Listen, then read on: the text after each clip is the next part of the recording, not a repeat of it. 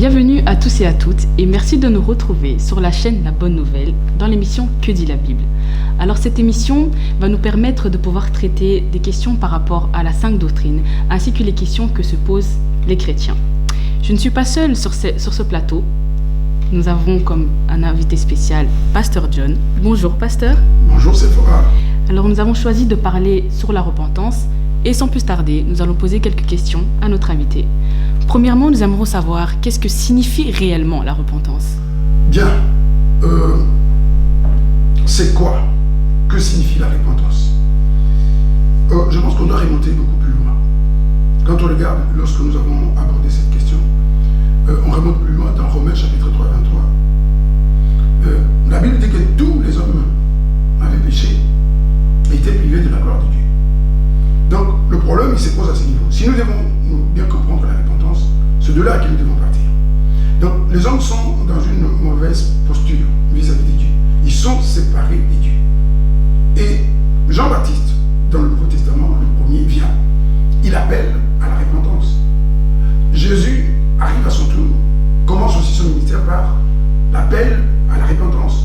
Alors, qu'est-ce qu'il demande exactement? Donc, par rapport à la position de l'homme, vis-à-vis de Dieu, l'homme est séparé de Dieu, l'homme est perdu, l'homme est dans la perdition.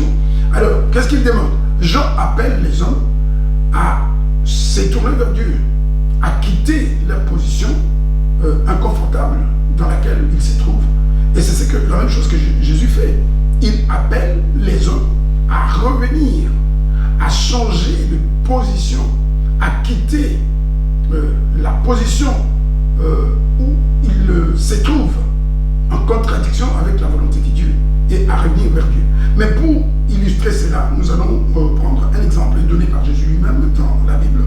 Et cela se trouve dans l'Évangile selon Matthieu, au chapitre 21, le verset 28.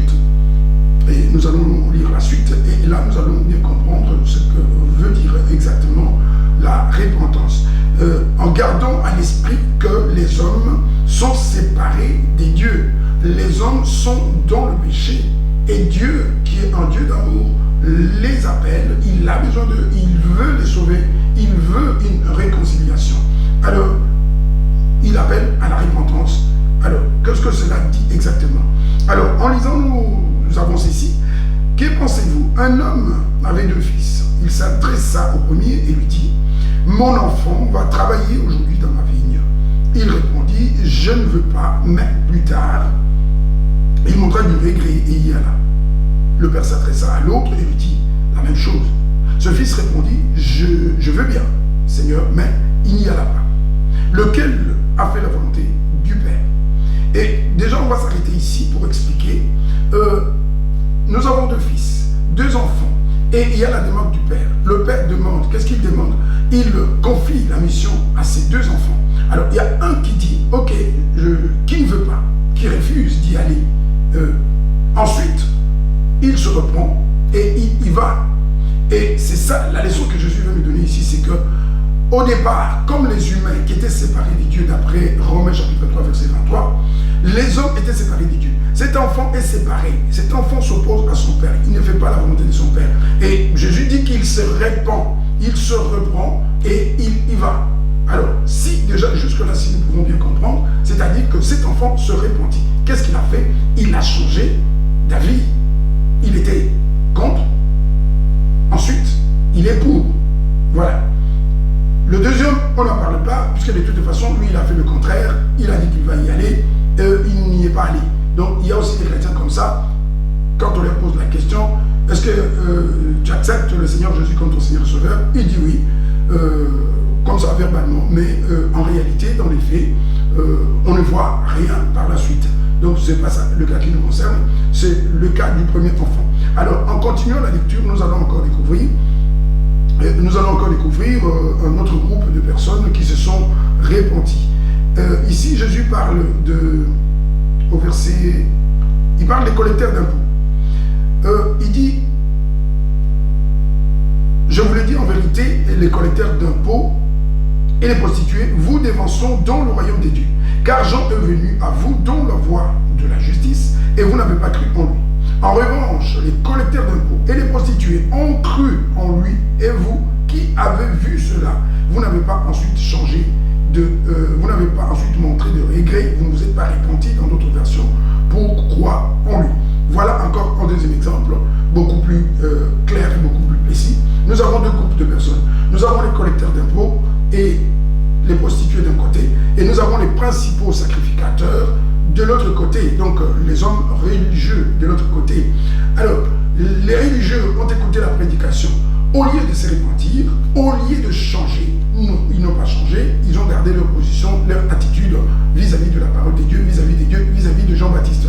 Mais les collecteurs, qui étaient les gens de mauvaise vie, et les prostituées, eux, après avoir écouté Jean-Baptiste, ensuite, ils ont cru en Jean-Baptiste. Et la Bible dit qu'ils se sont repentis. Donc, ils ont opéré un changement par rapport, pas seulement dans leur esprit. Oui, ça a commencé dans l'esprit, dans la pensée, mais ensuite ça s'est traduit par des faits. Parce qu'ils avaient une mauvaise vie et maintenant ils vivent conformément à la volonté de Dieu. Ils commencent à faire la volonté de Dieu. Voilà, donc la repentance, l'appel à la repentance, c'est l'appel justement à changer d'attitude, à quitter la mauvaise voie. Donc l'homme, comme nous avons vu dans Romains, est sur la mauvaise voie, l'homme est perdu, est séparé de Dieu, il est opposé à Dieu, et quand on l'appelle à la repentance, c'est-à-dire qu'il doit changer, il doit abandonner une position et passer à une autre position, une nouvelle position. Donc la mauvaise position pour passer dans la bonne position, c'est ce changement-là qui doit être opéré, et ce n'est pas un changement mental, c'est un changement réel, effectif, pratique, palpable, que l'on peut voir, que l'on peut toucher, que tout le monde peut expérimenter, voir effectivement qu'il y a eu changement dans la vie, comme dans la vie de l'enfant. Il est allé dans le champ, quand chez les prostituées, ils ne sont plus prostitués parce qu'ils se sont repentis. Les collecteurs d'impôts, comme les hachés, ils étaient prêts à payer tout ce qu'ils avaient escorté aux gens. Voilà jusque-là ce qu'on peut dire sur la repentance. D'accord, pasteur, mais pourquoi est-il important de parler de la repentance et pourquoi faut-il absolument se repentir? Merci Sephora pour la question, et merci surtout pour l'opportunité, en tout cas au cours de cette émission. L'importance, dans la question de l'importance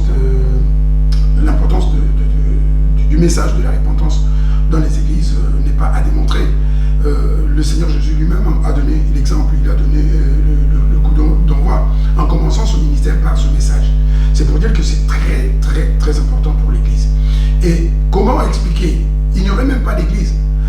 Quand le Seigneur Jésus est venu et qu'il a lancé son appel, il a appelé les gens, les disciples sont partis, les Pierre et les autres, ils ont prêché. Si les gens n'ont pas accepté, qu'ils ne se sont pas repentis, comme au jour de la Pentecôte par exemple, plus de 3000 âmes se sont repenties.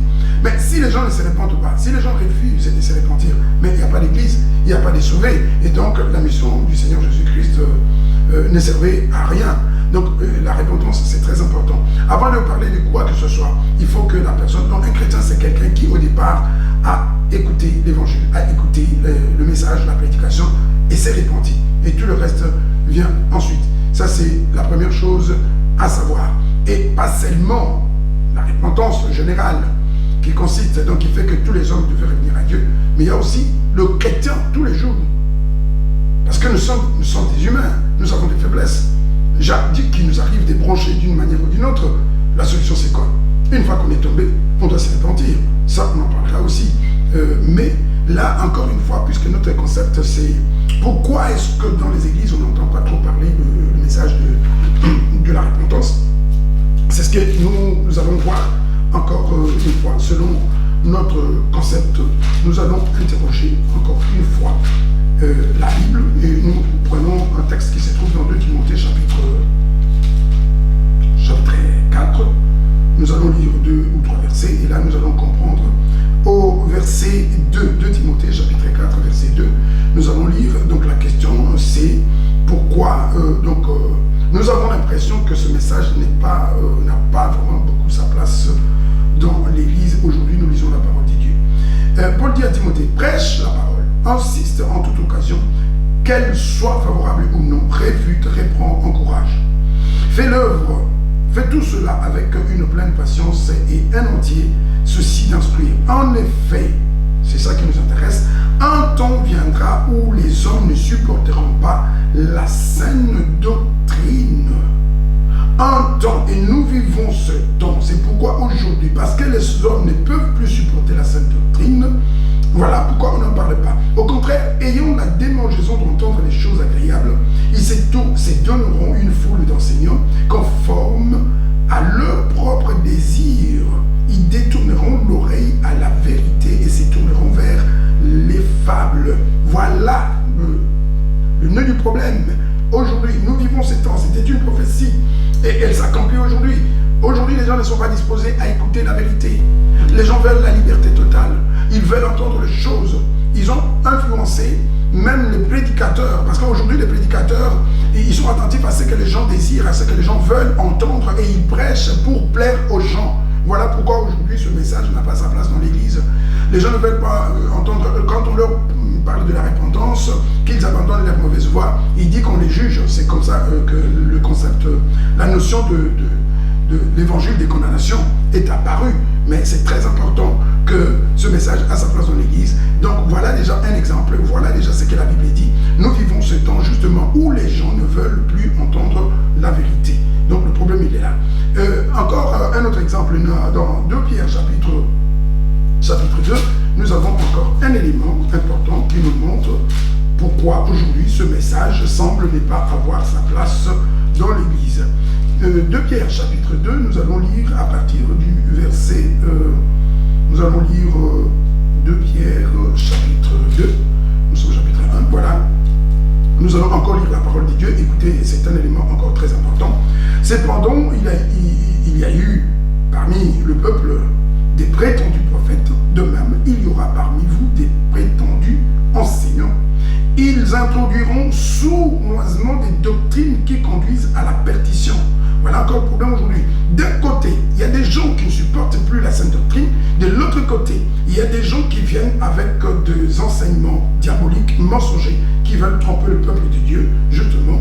Voilà, donc, à la croisée de ces deux, l'Église ne trouve plus sa place dans l'Église. Il y a comme un trouble, on ne sait plus sur quel pied danser. Ils introduiront sournoisement des doctrines qui conduisent à la perdition, allant jusqu'à régner le maître qui les a rachetés, et ils attireront ainsi sur eux une ruine soudaine. Et le problème c'est quoi? Beaucoup les suivront dans leur immoralité, et la voix de la vérité sera calomniée à cause d'eux. Voilà. Donc, la suite, ça ne nous intéresse pas trop. Donc, nous avons des éléments, on peut en trouver encore d'autres. D'un côté, aujourd'hui, on ne veut plus entendre de la sainte doctrine, et de l'autre côté, il y a les faux ouvriers, les ouvriers du ventre, qui veulent séduire à tout prix. Et c'est ça qui fait que aujourd'hui nous avons ces problèmes et que dans l'église on n'entend presque pas parler de la repentance, non seulement de la repentance, mais de toute la saine doctrine. Aujourd'hui, ce qui intéresse les gens, c'est leurs avoirs, leurs intérêts, la prospérité et bien d'autres choses encore. Je te rends la parole. D'accord, mais quel est le risque pour une personne qui refuse ou qui ne veut pas se repentir sincèrement? Encore une très bonne question. Donc la réponse, en tout cas là, elle n'est pas compliquée, tout simplement. La personne qui refuse de se repentir, la conséquence c'est quoi? C'est l'enfer. Et on va lire encore un verset de la Bible, parce que nous voulons à chaque fois que la réponse que nous donnons ne vienne pas de nous, que ce soit une réponse qui soit biblique. Nous sommes dans Actes chapitre 3 et nous allons lire le verset 19. Qu'est-ce qu'il nous dit? Changez donc d'attitude, donc répentez-vous et convertissez-vous pour que vos péchés soient pardonnés, soient effacés. Alors, une personne qui refuse de se repentir, tout simplement, ses péchés ne sont pas pardonnés. On peut aller encore plus loin. Actes des Apôtres, chapitre 2, verset 38, on trouve la même chose. Ils posent la question, après la prédication, ils sont touchés, ils posent la question, que ferions-nous? Pierre dit, répentez-vous. Il ne leur demande pas autre chose, il dit d'abord, répentez-vous. Ensuite, faites-vous baptiser. Il ne commence pas par se faire baptiser, il ne commence pas par prier, il ne commence pas par faire quoi que ce soit, il commence par se repentir. Ensuite, ils se font baptiser et après le baptême, donc la repentance, le baptême, ils reçoivent le don du Saint-Esprit. Voilà pourquoi c'est important. Parce que sans le don du Saint-Esprit, ils ne sont pas des chrétiens. C'est pourquoi nous avons dit, c'est très important. Donc c'est le point de départ de la vie chrétienne. Autrement, donc refuser de se repentir, c'est se condamner à l'enfer. Voilà tout ce qu'on peut dire sur cette question.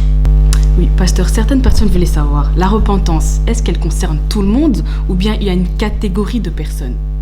Bien sûr, Sephora que la repentance concerne tout le monde, il n'y a pas de catégorie.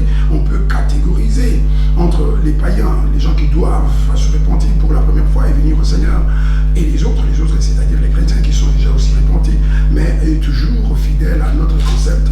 Nous allons interroger la Bible dans Acte 17. Qu'est-ce que la Bible nous dit par rapport à cette question? Au verset 30 et verset 31 que nous lisons, la Bible nous dit ceci: sans tenir compte des temps d'ignorance, Dieu annonce maintenant à tous les êtres humains partout où ils se trouvent qu'ils doivent changer d'attitude, qu'ils doivent se repentir. Pourquoi? Parce qu'il a fixé un jour où il jugera le monde avec justice par l'homme qu'il a désigné, et il en a donné à tous une preuve certaine en leur ressuscitant tous les hommes. Encore un texte qui va nous aider, ça c'est tous les hommes sans distinction. Mais quand nous allons dans Apocalypse, au chapitre 2, là nous trouvons une catégorie de personnes qui doivent aussi se repentir. Nous sommes dans Apocalypse, chapitre 2, je crois que c'est le verset 5 qui va nous intéresser, le verset 4. Nous lisons aussi le verset 4. Oui, le 4 est intéressant aussi. Mais c'est que j'ai contre toi, c'est le Seigneur Jésus qui parle, et là il parle à l'église, il ne parle pas aux païens, il parle à l'église, donc il parle à un chrétien. Mais c'est que j'ai contre toi, c'est que tu as abandonné ton premier amour. Souviens-toi donc d'où tu es tombé, repens-toi et pratique tes premières œuvres. Le chrétien qui est tombé, la première réaction, c'est qu'il doit faire se revenir au Seigneur, c'est se repentir. Un chrétien qui refuse de se repentir, qui reste dans le péché, qui demeure dans le péché, c'est un chrétien qui sort de la volonté de Dieu, qui devient rebelle aux yeux de Dieu. Et ici, le Seigneur nous appelle le chrétien. J'ai contre toi, c'est que tu as abandonné ton premier amour. Souviens-toi d'où tu es tombé et repens-toi et pratique tes premières œuvres. Sinon, je viendrai bientôt à toi et j'enlèverai ton chandelier de sa place, à moins que tu ne changes d'attitude, à moins que tu ne te répandes. Voilà, donc c'est une affaire de tous, des païens, de tous les êtres humains, comme nous avons vu dans Acte 17, mais c'est aussi une affaire des chrétiens. Et le chrétien, c'est au quotidien, c'est tous les jours, parce que nous sommes des humains, nous avons des faiblesses. Une fois que nous avons offensé notre Dieu, eh bien pour soigner notre relation, pour revenir à Dieu, nous devons nous repentir. Donc c'est une question qui concerne tout le monde.